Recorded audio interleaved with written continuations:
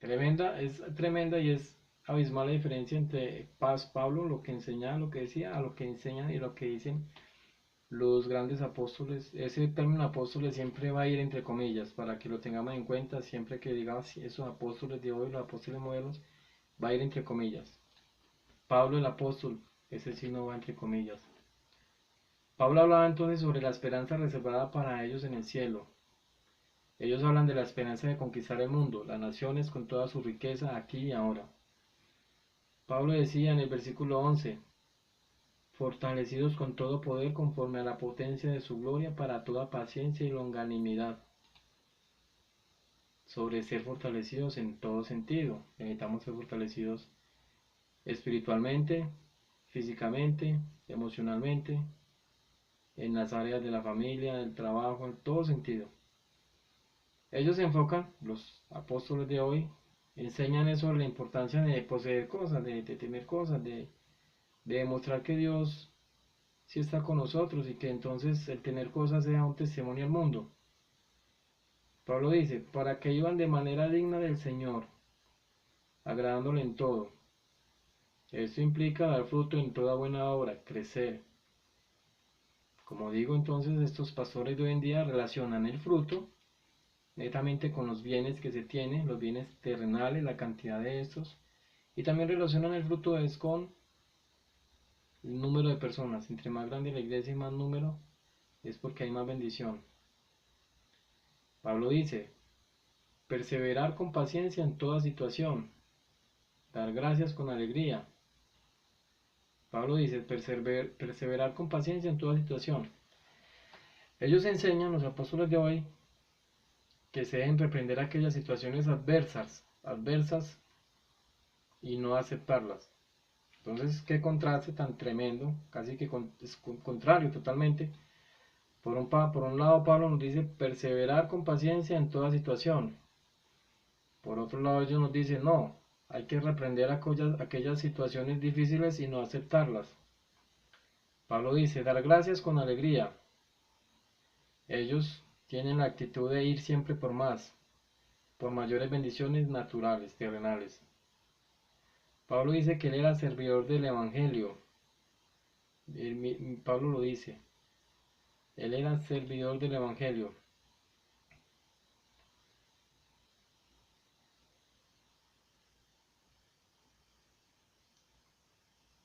Dice, ahora me gozo en lo que padezco por vosotros y cumplo en mi carne lo que falta de las aflicciones de Cristo por su cuerpo que es la iglesia. Ellos dicen que no, los apóstoles de hoy los apóstoles de hoy en día dicen que ya Cristo lo sufrió todo, que ya no falta nada, que ya Él padeció lo que había que padecer y que ya Él ganó lo que tenía que ganar y que por su llaga nosotros tenemos derecho a todas las bendiciones. Pero miremos que Pablo dice que falta de las aflicciones de Cristo por su cuerpo que es la iglesia, de la cual fui hecho ministro según la administración de Dios, que me fue dada para con vosotros, para que anuncie cumplidamente la palabra de Dios. Entonces, Pablo era un servidor del Evangelio, él lo dice también así, que él era un servidor del Evangelio. Esa es la palabra clave aquí. La palabra clave es que Pablo era un servidor del Evangelio.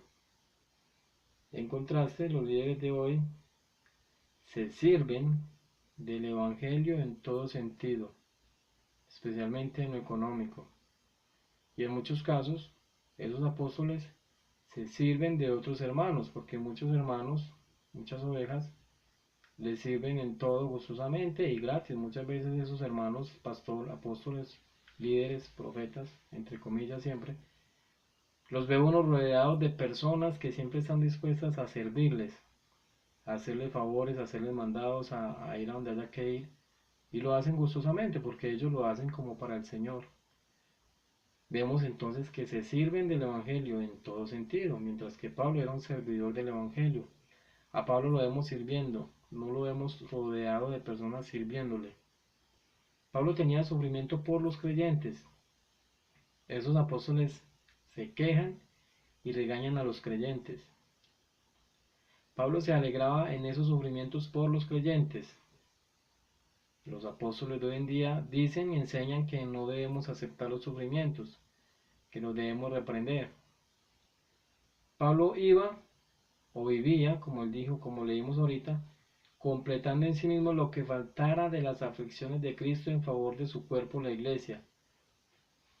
Enseñan los apóstoles de hoy que ya Cristo lo sufrió todo y que ya ni ellos ni ningún creyente debe sufrir nada. Pablo era servidor de la iglesia según el plan que Dios le había encomendado. O sea que Pablo servía porque ese era el plan de Dios. Los apóstoles de hoy en día se enseñorean de la iglesia y de los creyentes. Son servidos por los creyentes.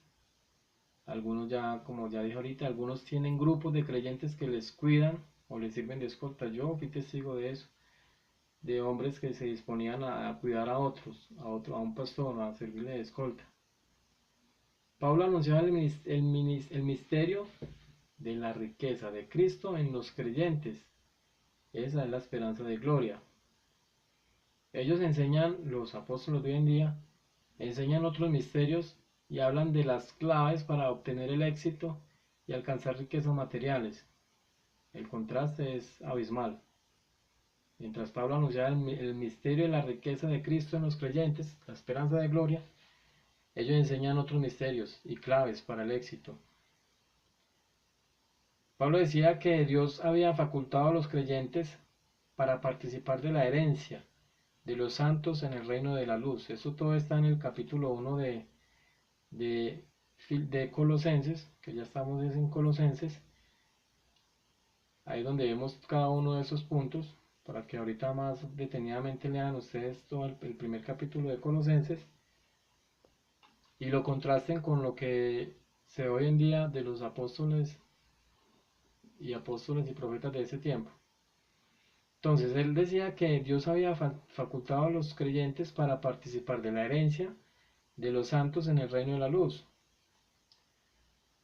En cambio, en contraste, los apóstoles de ese tiempo siempre relacionan la herencia, pero no con lo espiritual, sino con conquistar el mundo. Pero no en el sentido de conquistar, ganar para Cristo, sino en el sentido de heredar las riquezas y bendiciones de este mundo.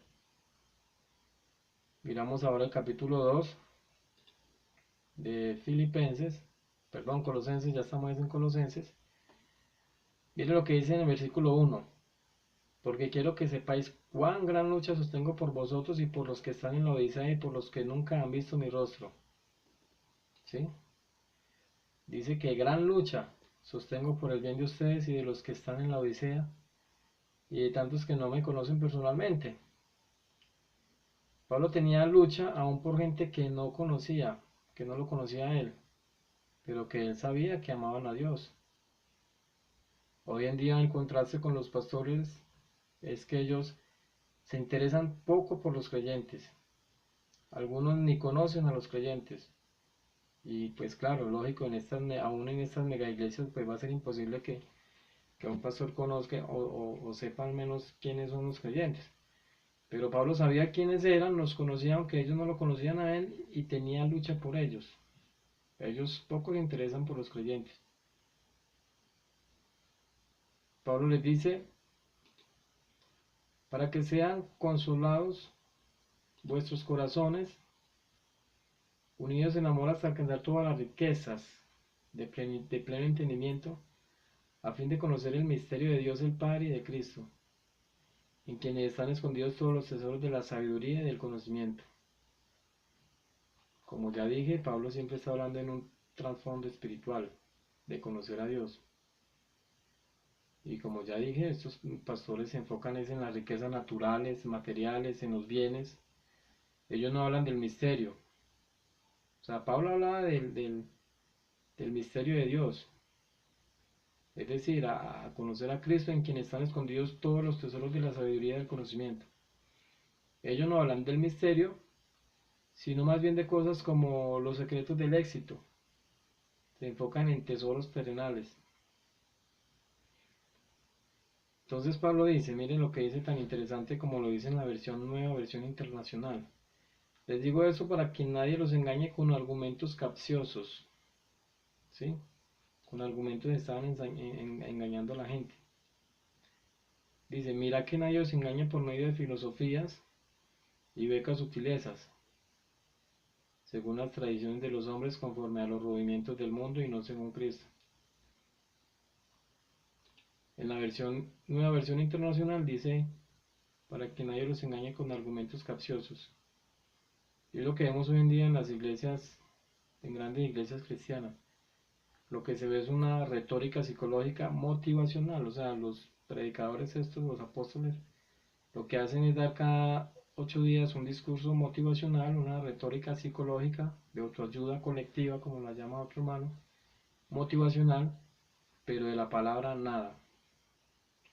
Pablo les dice, por eso de la manera que recibieron a Cristo Jesús como Señor, vivan ahora en Él, arraigados y edificados en Él, confirmados en la fe como se les enseñó y llenos de gratitud.